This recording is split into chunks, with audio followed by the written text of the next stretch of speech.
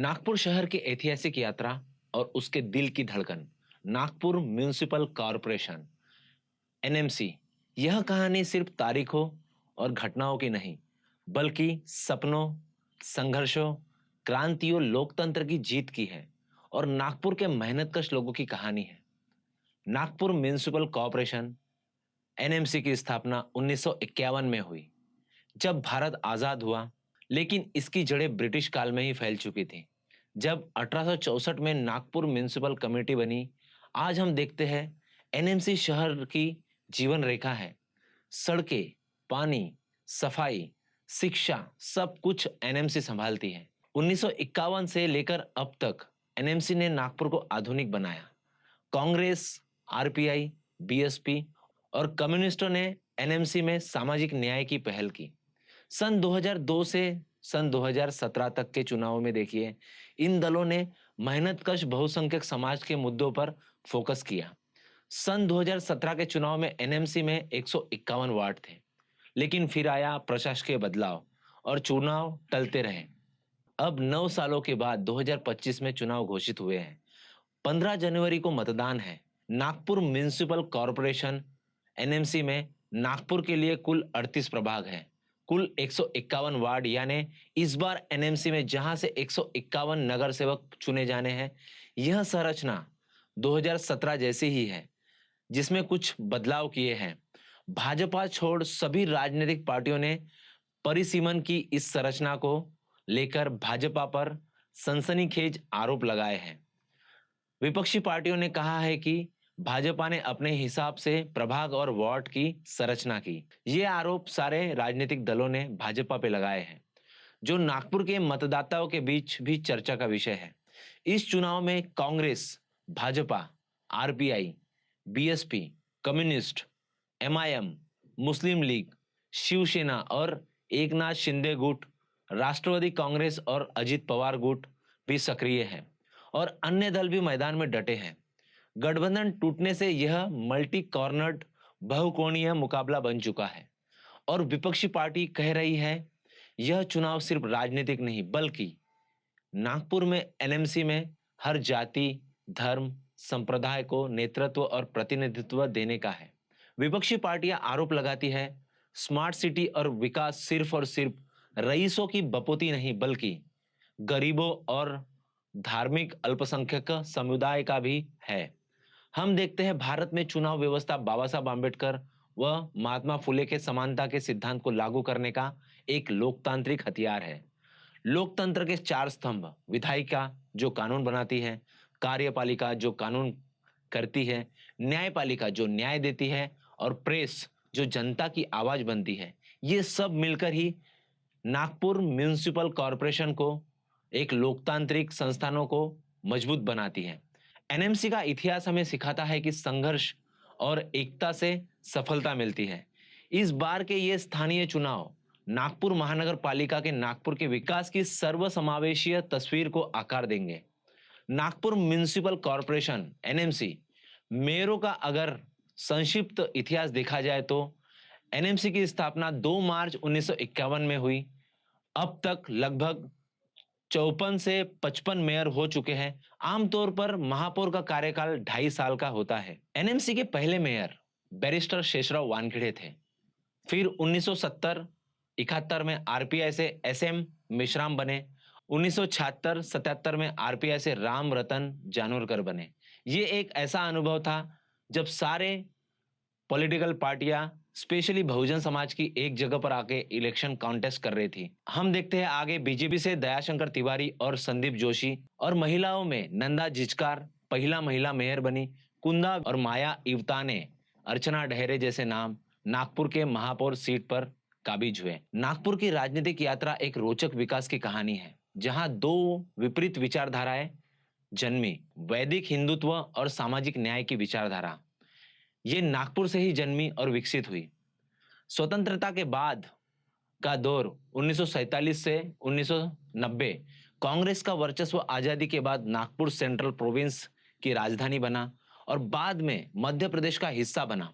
लोकसभा और स्थानीय चुनावों में कांग्रेस प्रमुख रही। वंचित और सामाजिक न्याय की राजनीति में बाबा साहब आम्बेडकर का 1956 में दीक्षा भूमि पर किया हुआ धार्मिक आंदोलन और बौद्ध धर्म अपनाने की घटना ने नागपुर को मानवता के आंदोलन का केंद्र बनाया। आज नागपुर में पूरी दुनिया भर के लोग दीक्षा भूमि आते हैं। आरएसएस की जड़ें 1925 में केबी हेडगेवार ने आरएसएस की स्थापना की, जो नागपुर का उनका मुख्यालय बना। 1990 के दशक से बीजेपी आरएसएस की राजनीतिक शाखा और एबीवीपी आरएसएस के छात्र संगठन ने आपस में मिलकर नागपुर में राजनीतिक पैर जमाए। 1996 में पहली बार लोकसभा सीट जीती और नितिन गडकरी और देवेंद्र फडणवीस जैसे नेता उभरे। एनएमसी चुनावों में बदलाव 2002 से बीजेपी ने महानगर पालिका में बढ़त बनाई। 2017 में 1951 में से 108 सीटें जीती। चलिए प्राचीन इतिहास की ओर नागपुर के हम देखते हैं कि पुरातत्व विभाग की रिपोर्टें और एक्सकेवेशन की खबरें नागपुर के असली इतिहास की ओर लेके जाती है। हम देखते हैं कि नागपुर के इतिहास में कौन सी प्राचीन विचारधाराएं और राजवंश आए। नागपुर का पुरातात्विक इतिहास अगर देखा जाए तो बुद्धकालीन इतिहास और चक्रवर्ती सम्राट अशोक और सातवाहन राजवंश की छाप आज भी नागपुर के भग्नावशेषों में जीवित है और नागपुर शहर के सांस्कृतिक विविधता को दर्शाने वाले इतिहास को विश्व पटल और वैश्विक पर्यटन से भी जोड़ते हैं। नागपुर की ऐतिहासिक मस्जिदों और चर्च का इतिहास, जो कि नागपुर की पहचान और धार्मिक सद्भावना की मिसाल है। नागपुर का इतिहास समझने कुछ किताबें हमें पढ़ने की आवश्यकता है, जैसे कि वाई.एम. काले द्वारा लिखित नागपुर प्रांताचा इतिहास और English sources of Nagpur history of 18th century और the Nagpur state in the 18th century CU Wills द्वारा लिखित और नागपुर अफेयर्स त्र्यंबक शंकर सेजलवलकर द्वारा रचित पुस्तकें, जो नागपुर शहर की ऐतिहासिक गहराई को समझाती है। नागपुर ने भारत को दर्जनों नेता दिए, जैसे राजा भाऊ खोबरागड़े, जो चंद्रपुर से थे लेकिन नागपुर उनकी कर्मभूमि बनी। ए.बी. बर्धन, गेव आवारी, पूर्व जस्टिस भाऊ वहाने, बाबू हरदास एलेन, पंडित रेवाराम कवाड़े, हरदास आवड़े जैसे क्रांतिकारी नेताओं ने नागपुर में एक नया अध्याय लिखा। नागपुर में कुछ ऐतिहासिक कॉलेजेस भी हुए, जैसे 1866 में स्थापित हिस्लॉप कॉलेज और Dhanwate national college, doctor Ambedkar college और साथ ही 1906 में स्थापित कॉलेज ऑफ एग्रीकल्चर और Vasantrao Naik government institution of arts and social sciences college. Nagpur अपने साहित्य के लिए भी पूरी दुनिया भर में विश्वविख्यात है।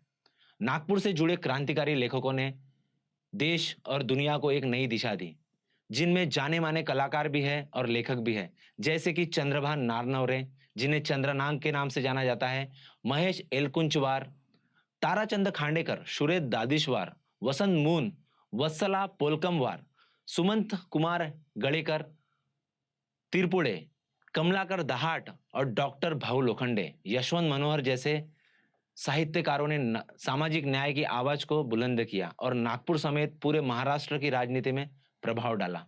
वर्तमान में हम देखते हैं कि एनएमसी में लगभग 9 सालों बाद चुनाव है। RPI, BSP, communist, Jana Sangh, BJP, socialist जैसे राजनीतिक विचारधारा नागपुर से पूरे देश में फैली। नागपुर एक ऐसा शहर जो कि नाग नदी किनारे बसा है, जहां संतरे की महक हवा में घुली रहती है और जहां इतिहास हम गली गली में ढूंढ पा सकते हैं। महाराष्ट्र की नागवंशीय पहचान और उपराजधानी नागपुर, जिसे ऑरेंज सिटी भी कहा जाता है। नागपुर का इतिहास हजारों साल पुराना है। पुरातत्वविदों के अनुसार यहाँ 8वीं शताब्दी ईसा पूर्व से मानव बस्तियां थी। लेकिन चलिए और पीछे जाते हैं। नागपुर की पुरातत्व विरासत में बुद्ध, चक्रवर्ती सम्राट अशोक और सातवाहन राजवंश की गूंज है। विदर्भ क्षेत्र, जिसमें नागपुर है, इतिहास में बौद्ध धर्म का महत्वपूर्ण स्थान रहा है, जहां हाल ही में हुई अडम गांव के खुदाई से पता चला है कि सम्राट अशोक ने विदर्भ में और नागपुर के इर्द गिर्द अनगिनत स्तूप बनाए और विहार बनवाए, जो आज भी कंटिन्यू खुदाई में निकल रहे हैं। और सातवाहन राजवंश मनसर गांव में खुदाई से सातवाहन काल के अवशेष भी मिले हैं। सातवाहन राजाओं ने बौद्ध धर्म को संरक्षण दिया और यहाँ के स्तूप जैसे पौनी का महास्तूप नाग राजाओं और बौद्ध परंपराओं से जुड़े रहे। यह क्षेत्र सातवाहन बेल्ट के नाम से भी जाना जाता है। अगर से नागपुर में पर्यटन बढ़ता है तो ये नागपुर महानगर पालिका के लिए गर्व का विषय रहेगा और हमारे इतिहास में ये दर्ज होगा। जहां हम देखते हैं कि एक्सिबिशन में जहां से नागपुर के इर्द गिर्द जितने भी एक्सिबिशन में वहां से रोमन सिक्के और बर्तन मिले जो कि सिल्क रूट से चाइना और अन्य देशों से भी उस वक्त जुड़े थे। हम देखते हैं वाकाटक राजवंश जो 4वीं शताब्दी में आया, यहाँ शासन किया गुप्त साम्राज्य ने, जिसके संबंध दुनिया के विविध कोने से थे। इन आधुनिक पुरातत्व खोजों से पता चलता है कि नागपुर सिर्फ आधुनिक शहर नहीं बल्कि प्राचीन सभ्यता का वैश्विक केंद्र भी है, जहां बुद्ध की शांति, अशोक की सामाजिक न्याय व्यवस्था और सातवाहनों की समृद्धिता आज भी नागपुर की मिट्टी में दबी है। आधुनिक नागपुर की नींव पड़ी 1702 में, जब गोंड राजा बख्त बुलंद शाह ने 12 छोटे छोटे गांवों को नागपुर में बसाया, जिन्हें राजापुर बरसा कहा जाता था, और उन्हीं को जोड़कर एक शहर बसाया। उन्होंने सड़कें बनाई, मोहल्ले बांटे और एक मजबूत किला बनवाया। बख्त बुलंद शाह एक दूरदर्शी राजा थे जो नागपुर के हजारों सालों के इतिहास से वाकिफ थे। उन्होंने नागपुर शहर को ऐतिहासिक तर्ज पर व्यापार और संस्कृति का केंद्र बनाया। उनके बाद 1743 में मराठा सरदार रघोजी भोसले ने विदर्भ पर कब्जा किया और नागपुर को अपनी राजधानी बनवाया। भोसले राजवंश ने यहाँ भव्य महल, मंदिर और बाजार बनवाए। रघोजी भोसले जैसे योद्धा ने चांदा और छत्तीसगढ़ तक साम्राज्य फैलाया और नागपुर मराठा साम्राज्य का चमकता सितारा बन गया। फिर आया 19वीं शताब्दी का दौर। 1817 में सीता बुलंदी की लड़ाई हुई, जहां ब्रिटिश ईस्ट इंडिया कंपनी ने भोसले राजा को हराया। नागपुर ब्रिटिश साम्राज्य का हिस्सा बना और सिपेन बेरार सेंट्रल प्रोविंस की राजधानी बना।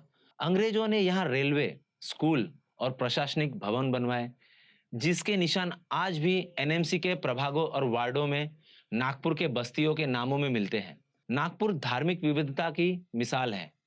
इसके ऐतिहासिक धार्मिक स्थलों में, मस्जिदों में और चर्चों में कई नाम दर्ज हैं।